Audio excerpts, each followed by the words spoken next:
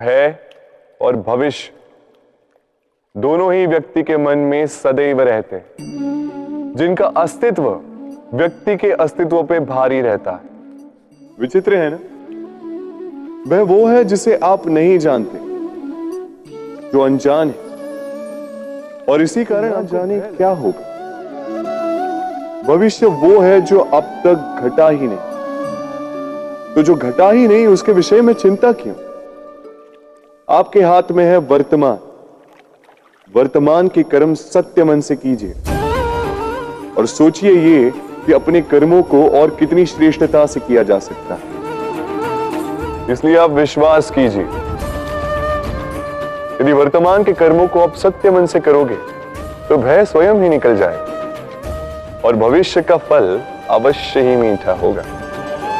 इसलिए भय और भविष्य से डरना छोड़ दीजिए, इस वर्तमान को जी। जीवन में हम कई लोगों से मिलते हैं। आप भी ऐसे कई लोगों से मिले होंगे जिन्होंने स्वयं को असफल मान लिया, निराश हो चुके, जिन्होंने ये स्वीकार कर लिया है कि इस जीवन में उनसे कोई कार्य हो ही नहीं पाएगा, वो कुछ कर ही नहीं सकते, किसी कार्य के वो योग्य ही नहीं। किंतु ऐसा नहीं, इस संसार में ऐसा कुछ भी नहीं है जो योग्य नहीं है। कोई ऐसा अक्षर नहीं है जो किसी मंत्र का भाग ना हो, कोई ऐसी जड़ी बूटी नहीं है जो औषधि ना हो, कोई ऐसा विष नहीं है जो समय आने पर अमृत ना बन जाए।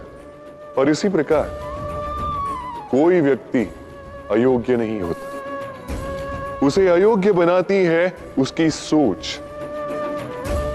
इसलिए स्वयं को जानो, जान जाओगे कि आप क्या हो। अपने अंतर मन को जगाएं। आप देखेंगे कि जिस संसार की नींव ही बनी है आशा से, उस संसार में निराशा, हताशा और हार जैसा कोई भाव अस्तित्व ही नहीं रखता। इतना सुंदर पुस्तक है, सुंदर आवरण है, सजाए हुए पृष्ठ है,